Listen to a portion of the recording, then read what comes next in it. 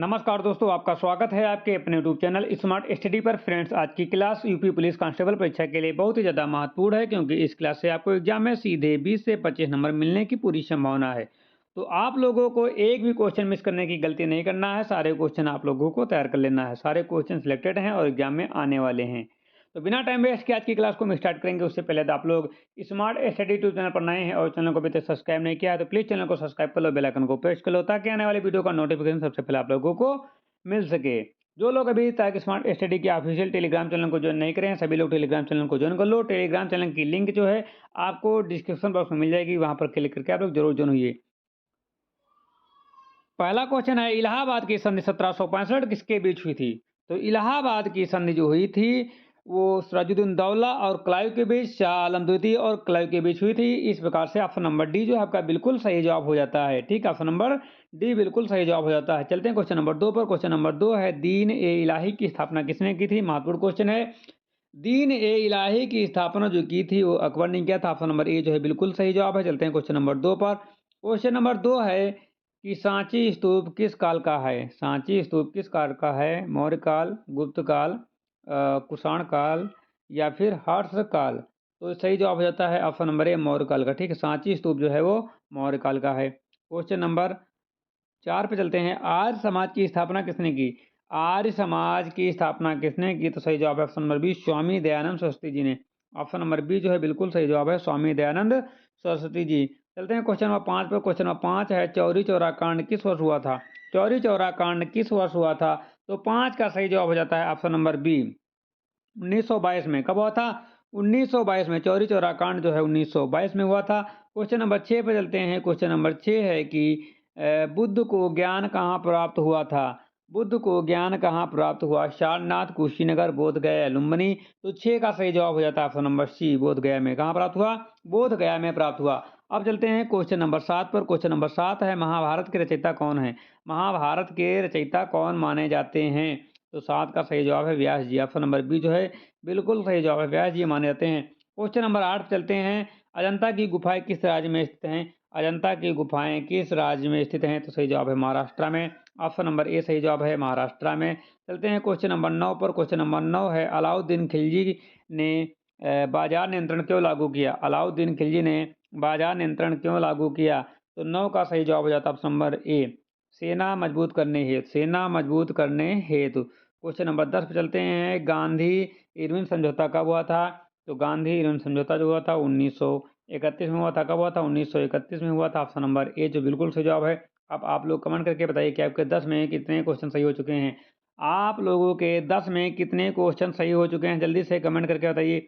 कितने बच्चों के 10 में 10 सही हो चुके हैं? जल्दी से कमेंट करके बता दीजिए, क्योंकि इस क्लास से एग्जाम में जो है आपको 25 से 30 नंबर मिलने की पूरी संभावना है। तो जल्दी से कमेंट करके बताइए कि आपके कितने क्वेश्चन सही हो चुके हैं। चलते हैं क्वेश्चन नंबर 11 पर। क्वेश्चन नंबर 11 है, कर्क रेखा भारत के कितने राज्यों से गुजरती है? कर्क रेखा भारत के कितने राज्यों से गुजरती है? तो सही जवाब है 8 राज्यों से। ठीक है, भारत के 8 राज्यों से जो है वो कर्क रेखा गुजरती है। क्वेश्चन नंबर 12 पे चलते हैं। भारत का सबसे बड़ा डेल्टा कौन सा है? महानदी, कृष्णा, गंगा, ब्रह्मपुत्र या गोदावरी? तो 12 का सही जवाब है कृष्णा। ठीक है, भारत का सबसे बड़ा डेल्टा जो है वो कृष्णा डेल्टा है। ठीक है, चलते हैं क्वेश्चन नंबर 13।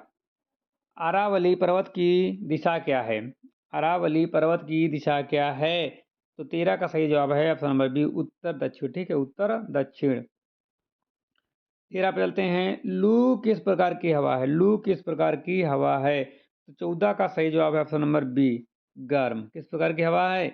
गर्म हवा है। क्वेश्चन नंबर 15, सतलुज नदी का उद्गम कहाँ से हुआ है? या सतलुज नदी का उद्गम कहाँ है?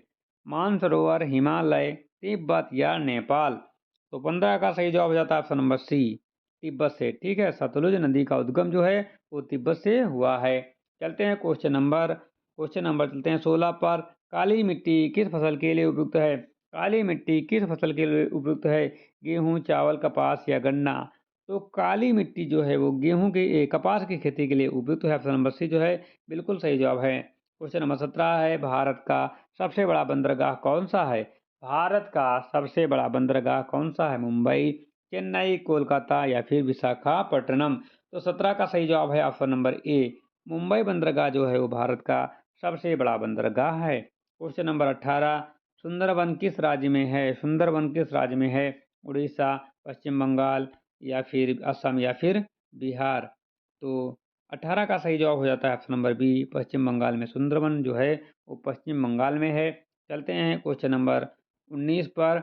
भारत की सबसे लंबी नदी कौन सी है? भारत की सबसे लंबी नदी कौन सी है? यमुना, गंगा, ब्रह्मपुत्र या गोदावरी? तो 19 का सही जवाब है option number b, Ganga. Ganga. Question number 20, Thar मरुस्थल किस राज्य में है? थार मरुस्थल किस राज्य में है? गुजरात, राजस्थान, पंजाब या फिर हरियाणा? तो थार का मरुस्थल जो है राजस्थान में है। कहाँ? राजस्थान में। ऑप्शन नंबर बी बिल्कुल सही जवाब है।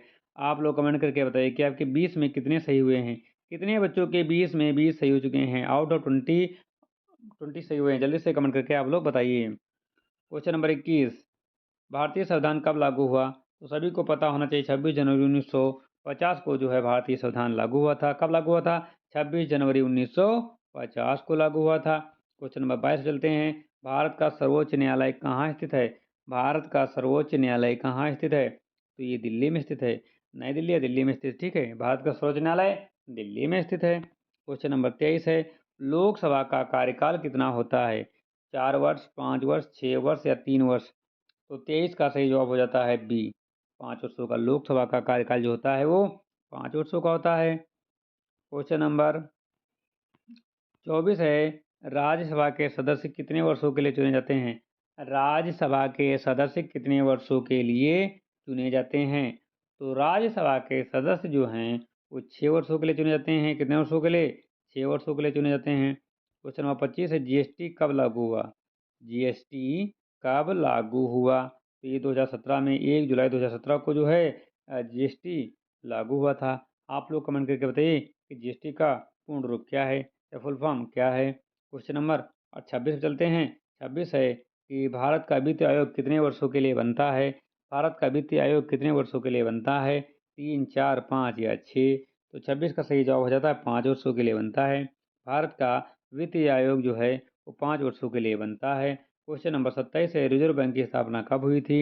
रिजर्व बैंक की स्थापना कब हुई? 1935, 1947, 1950 या 1920? तो 27 का सही जवाब है ऑप्शन नंबर ए, 1935। भारतीय रिजर्व बैंक की स्थापना जो हुई थी 1935 में हुई थी। ऑप्शन नंबर ए जो है बिल्कुल सही जवाब है 1935। 28 चलते हैं। न्यायपालिका का प्रमुख कौन होता है? न्यायपालिका का प्रमुख कौन होता है? राष्ट्रपति, प्रधानमंत्री, मुख्य न्यायाधीश, लोकसभा अध्यक्ष? न्यायपालिका का प्रमुख कौन होता है? राष्ट्रपति, प्रधानमंत्री, मुख्य न्यायाधीश या लोकसभा अध्यक्ष? तो 28 का सही जवाब हो जाता है, 28 का सही जवाब हो जाता है ऑप्शन नंबर सी, मुख्य न्यायाधीश। न्यायपालिका का प्रमुख कौन होता है? मुख्य न्यायाधीश। 29 नंबर, मौलिक अधिकार कितने हैं? मौलिक अधिकार कितने हैं? 5, 6, 7 या 8? तो 29 का सही जवाब है 6 हैं। 29 का सही जवाब है 6 हैं। क्वेश्चन नंबर 30 चलते हैं। योजना आयोग का स्थान किसने लिया? तो योजना आयोग का स्थान जो है वो नीति आयोग ने ले लिया। किसने ले लिया? नीति आयोग ने ले लिया है। क्वेश्चन नंबर 30 हो चुके हैं। कमेंट करके बताइए कि आपके 30 में कितने सही हुए? कितने बच्चों के 30 आउट ऑफ 30 सही हुए हैं? जल्दी से आप लोग कमेंट करके बता दीजिए। क्वेश्चन नंबर 31 चलते हैं। क्वेश्चन नंबर 31 है कि पानी का रासायनिक सूत्र क्या है? पानी का रासायनिक सूत्र क्या है? CO2, H2O, O2 या H2? तो ये H2 है। 32, मानव शरीर की सबसे बड़ी ग्रंथि कौन सी है? मानव शरीर की सबसे बड़ी ग्रंथि कौन सी है? तो 32 का सही जवाब ऑप्शन नंबर ए, लीवर है। क्या है? लीवर है। 33, डीएनए का पूरा नाम क्या है? डीएनए का पूरा नाम क्या है? डीएनए का पूरा नाम क्या होता है? तो 33 का जो सही जवाब हो जाता है option number A, D oxy ribo nucleic acid, ठीक है। D oxy ribo nucleic acid ये होता है। D oxy ribo nucleic acid DNA का पूर्ण रूप होता है, फुल फॉर्म होता है। क्वेश्चन नंबर 34 चलते हैं। बल की एसआई इकाई क्या है? बल की एसआई इकाई क्या है? जूल, न्यूटन, वाट या पास्कल? तो 34 का सही जवाब है बी, न्यूटन, ठीक है।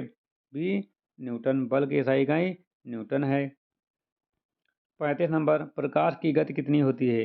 प्रकाश की गति कितनी होती है? 3 गुणे 10 की घात 8 मीटर पर सेकंड। तो यही सही जवाब हो जाता है। ऑप्शन नंबर ए ही बिल्कुल सही जवाब है।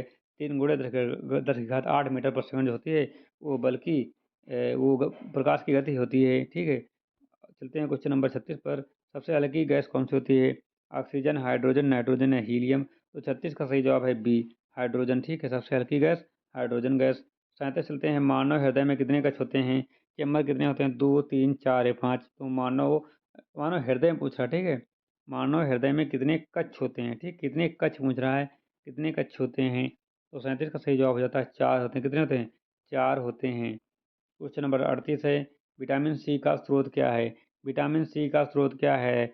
दूध, नींबू, अंडा, चावल। विटामिन सी का स्रोत क्या है? तो 38 का सही जवाब हो जाता है ऑप्शन नंबर बी, क्या हो जाता है? नींबू है। क्वेश्चन नंबर 39 है। गुरुत्वाकर्षण का नियम किसने दिया? आइंस्टीन, न्यूटन, गैलीलियो या केपलर। तो 39 का सही जवाब हो जाता है ऑप्शन नंबर बी, न्यूटन ने दिया। किसने दिया? न्यूटन ने दिया। Question number 40। रक्त का रंग लाल क्यों होता है? तो इसका सही जवाब हो जाता है हीमोग्लोबिन के कारण जो है रक्त का रंग जो होता है वो लाल होता है। किसके कारण? हीमोग्लोबिन के कारण होता है। Question number 41। G20 समिट 2023 कहाँ आयोजित हुआ?